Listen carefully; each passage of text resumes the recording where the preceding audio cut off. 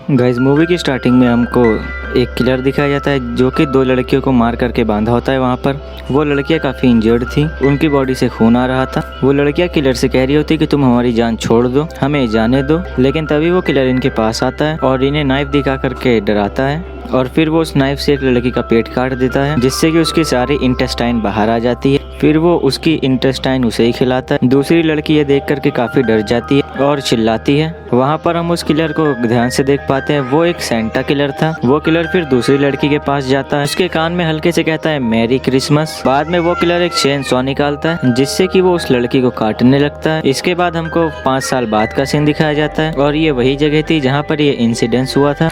उस जगह पर एक वाटर प्लांट बना दिया गया था। वो जगह बिल्कुल वीरान थी, वहाँ पर बहुत ही कम लोग आया करते थे। उस जगह की देखभाल करने के लिए एक आदमी को हायर किया जाता है जिसका नाम क्रैंडल होता है। उस वाटर प्लांट की एक मैनेजर थी जिसका नाम निकोल था। निकोल उस वक्त एक कस्टमर से बातें कर रही होती है। वो कस्टमर से बता रही होती है कि इस बार इस क्रिसमस में यहाँ पर कोई भी मर्डर नहीं होगा, तो इसीलिए आप डरिए मत और रिलैक्स रहिए। निकोल एक गुस्से वाली और प्राउडी औरत थी जो कि किसी से भी सीधे मुंह बात नहीं किया करती थी। इसके बाद निकोल को उसके हस्बैंड की कॉल आती है। निकोल अपने हस्बैंड से भी काफी मिसबिहेव करती है, उससे लड़ती है क्योंकि निकोल का हस्बैंड उससे कह रहा होता है कि मैं तुम्हारे सिक्योरिटी गार्ड को बहुत मारूंगा, क्योंकि वो उसके साथ कुछ ज्यादा ही टाइम स्पेंड कर रही थी। निकोल का हस्बैंड उससे कहता है कि देखना मैं अभी आ रहा हूँ वहाँ पर तुम्हारे ऑफिस में और मैं उस सिक्योरिटी गार्ड को बहुत अच्छे से सबक सिखाऊंगा।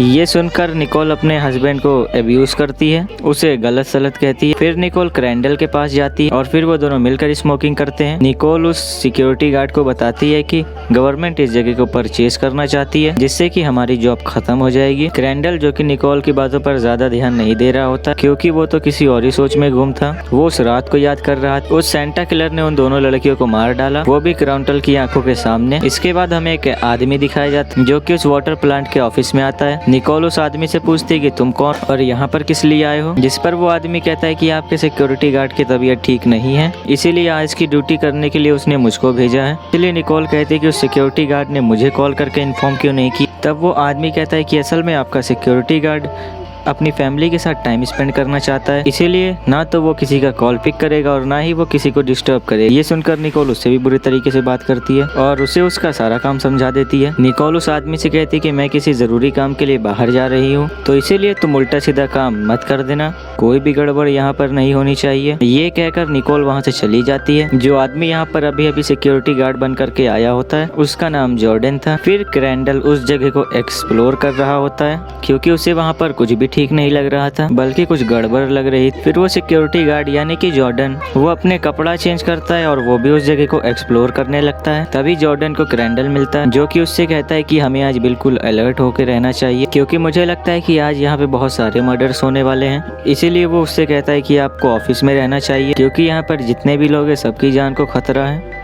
जब जॉर्डन ऑफिस के अंदर जाता है तब निकोल का हस्बैंड गुस्से में वहाँ पे आता है और वो निकोल को ढूंढने लगता है। निकोल का हस्बैंड गुस्से में जॉर्डन को धमकाने लगता है और उससे कहता है कि बताओ मेरी वाइफ कहाँ पर गई, जिस पर जॉर्डन उसे बताता है कि वो जरूरी काम के लिए कहीं बाहर गई है। निकोल का हस्बैंड उससे पूछता है कि क्या तुम ही सिक्योरिटी गार्ड हो, जिस पर जॉर्डन कहता है कि नहीं, मैं वो सिक्योरिटी गार्ड नहीं हूँ बल्कि मैं तो उसकी जगह पर नौकरी करने के लिए आया हूँ। ये सुनकर निकोल का हस्बैंड उसे छोड़ देता है और वहाँ से चला जाता है। जब निकोल का हस्बैंड बाहर होता है तब उसे वहाँ पर किसी लड़की के चिल्लाने की आवाज आती है। जब निकोल का हस्बैंड उस आवाज को फॉलो करते हुए आगे बढ़ता है तब कोई उस पर कुल्हाड़ी से अटैक करता है जिससे कि उसका बहुत सारा खून बहने लगता है और वहीं पर निकोल के हस्बैंड की मौत हो जाती है। इसके बाद हमें एक लड़की दिखाई जाती है जिसे वो सेंटा किलर उसको उसके घर ही से किडनैप कर लेता है। क्रैंडल जॉर्डन को बता रहा होता है कि मुझको पुलिस के थ्रू ये खबर मिली है, कोई लड़की सिटी से गायब हो गई है। क्रैंडल कहता है कि मुझे तो ये उसी किलर का काम लगता है जिसने 5 साल पहले 2 लड़कियों को इसी लोकेशन पर मारा था।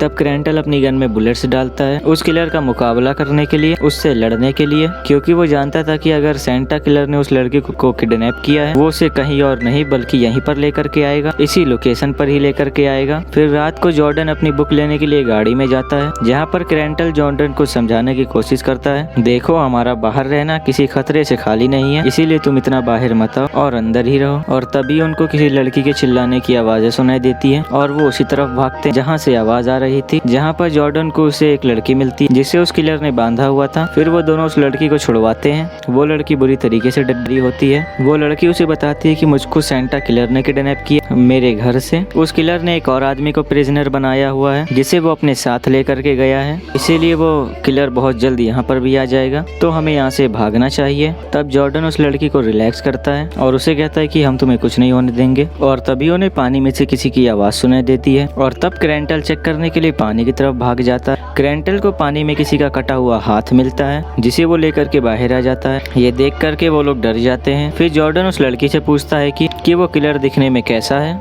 तब वो लड़की बताती है कि वो किलर सेंटा क्लॉज का कॉस्ट्यूम पहन के आया था। क्रेंटल उसे बताता है कि हमें जल्द से जल्द ऑफिस में जाकर जान बचाने के लिए खुद को छुपाना पड़ेगा, वरना तो वो किलर हमें भी अपना शिकार बना करके मार डालेगा। इसीलिए वो लोग ऐसा ही करते हैं। वो लोग ऑफिस में जाते हैं और छुप जाते हैं। क्रेंटल जॉर्डन को कहता है कि तुम इस लड़की का ख्याल रखो और मैं बाहर उस किलर को ढूंढने जाता हूँ। फिर थोड़ी देर गुजर जाने के बाद क्रेंटल वहाँ पर आता है और उन लोगों को वहाँ से भागने के लिए कहता है। ये सुनकर जॉर्डन उस लड़की को वहाँ से लेकर के भागने लगता है, लेकिन सामने वाला मेन गेट लॉक्ड था। ये देखकर जॉर्डन उससे कहता है कि हमें चाबी लेने के लिए वापस उस ऑफिस में जाना पड़ेगा ताकि वो मेन गेट को ओपन करके यहाँ से भाग सके। फिर वो लोग ऑफिस के बाहर पहुँचते हैं और फिर जॉर्डन चाबी लेने के लिए ऑफिस के अंदर जाता है। क्रेंटल जब उस जगह को चेक कर रहा होता है, उसे निकोल एक रूम में बंधी हुई मिलती है। निकोल को वहाँ पर देख के क्रेंटल को एक आइडिया आता है। वो सोचता है कि किलर को ट्रैप में फंसाने के लिए मुझे निकोल का यूज करना चाहिए ताकि जब वो किलर निकोल को देख करके वहाँ पर आए तो क्रेंटल उसे मार सके। ये बात क्रेंटल निकोल को भी बताता है और खुद उस रूम के बाहर छुपकर उस किलर के आने का वेट करता है। जब वो लड़की गाड़ी में अकेली होती है तब उसे अपनी गाड़ी के सामने एक इंजर्ड आदमी नजर आता है जो कि उसी की तरफ ही आ रहा होता है। जॉर्डन को गेट की चाबी मिल जाती है और फिर वो वापस गाड़ी में आ जाता है। वो लड़की यहाँ पर बताती है कि मैंने एक इंजर्ड आदमी को देखा यहाँ पर जो अचानक से गायब हो गया। ये सुनकर जॉर्डन उस लड़की को कहता है कि अगर वो आदमी इंजर्ड है तो जरूर वो मुसीबत में है और हमें उसकी हेल्प करनी चाहिए। और फिर वो दोनों उस इंजर्ड आदमी की हेल्प करने के लिए उसको ढूंढने के लिए वहाँ से चले जाते हैं। वो आदमी को तलाश करते हुए एक ऐसी जगह पर पहुँच जाते हैं जहाँ पर निकोल के हस्बैंड की डेड बॉडी थी।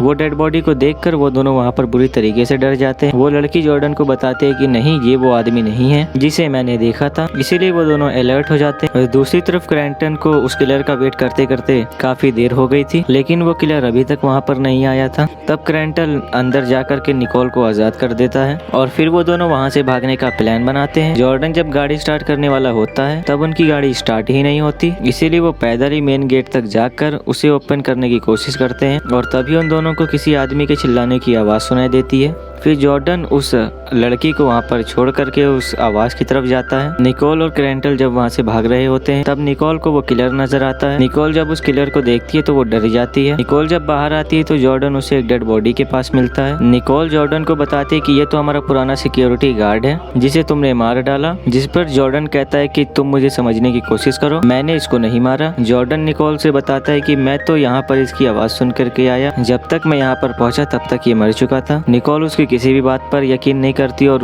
जॉर्डन को मार करके निकल जाती है। दूसरी तरफ किलर उस लड़की को पकड़ लेता है और उसे उठाकर अपने साथ ले जाने लगता है। वो सेंटा किलर उस लड़की को बांध देता है और उसे बांध करके टॉर्चर करता है, जिससे उस लड़की को बहुत पेन होती है। तब सेंटा किलर अपने बैग से एक ड्रिल मशीन निकालता है और फिर वो उस ड्रिल मशीन से उस लड़की की बॉडी में होल करता है, जिसकी वजह से वो लड़की दर्द के वजह से चिल्लाने लगती है। क्रेंटल उस लड़की की आवाज सुन करके वहाँ पर आता है और वो उसे आजाद करने की कोशिश करता है, लेकिन तभी वो किलर दूर से उस लड़की को एरो मारता है जो कि सीधा आकर उस लड़की के मुंह में घुस जाती है और उसकी मौत हो जाती है। निकोल जब भाग रही होती तब जॉर्डन उसे पकड़ लेता है और फिर वो निकोल को अपने साथ एक जगह पर ले आता है और तब जॉर्डन निकोल को बांध देता है। जॉर्डन निकोल से कहता है कि तुम एक गुस्से वाली प्राउडी औरत हो जो किसी की भी नहीं सुनती, तुमने मेरे साथ मिसबिहेव किया है तो मैं तुम्हें उस बात की पनिशमेंट दूंगा। जॉर्डन उसे ये भी बताता है कि मैं कोई गार्ड नहीं हूँ बल्कि मैं एक एक्टर हूँ जो अपने किसी मकसद को पूरा करने के लिए यहाँ पर आया है। ये सुनकर निकोल काफी हैरान रह जाती है और वो उससे रिक्वेस्ट करते कि प्लीज मेरी जान छोड़ दो, लेकिन जॉर्डन निकोल की एक भी नहीं सुनता। वो उसे बाहर ले आता है और उसे बांध देता है। क्रेंटल जब निकोल को बंधा हुआ देखता है तब वो उसे छुड़ाने के लिए आगे बढ़ता है, लेकिन तभी वो किलर वहाँ पर आ जाता है और वो निकोल का गला काट कर उसे मार डालता है। क्रेंटल उस किलर का पीछा करता है और उस पर गन पॉइंट कर देता है। क्रेंटल उस किलर को बस अभी मारने वाला होता है, लेकिन तब क्रेंटल पर कोई अटैक करके उसे बेहोश कर देता है। क्रेंटल की जब आँख खुलती है तो वो खुद को बंधा हुआ पाता है। तभी जॉर्डन क्रेंटल के सामने आ जाता है और उसे बताता है कि मैं कोई गार्ड नहीं हूँ। वो उससे बताता है कि मैं उस सेंटा किलर का ट्विन भाई हूँ जिसे 5 साल पहले तुमने गोली मारी थी। असल में सेंटा किलर जब उन लड़कियों को टॉर्चर कर रहा था, लेकिन तब क्रेंटल ने पीछे से आकर उसे शूट किया था, जिसकी वजह से वो सेंटा किलर इंजर्ड हो गया और वहाँ से भाग गया।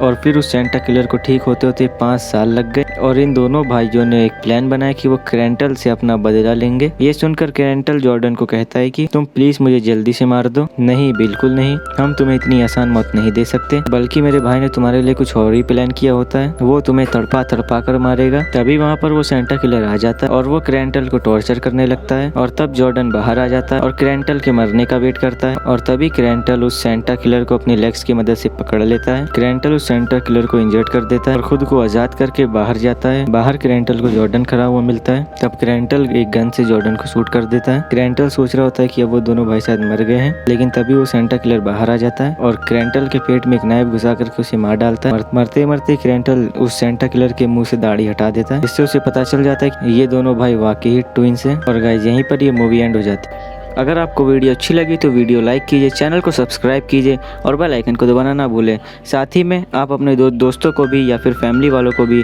ये वीडियो शेयर करना ना भूलें। तब तक के लिए गुड बाय।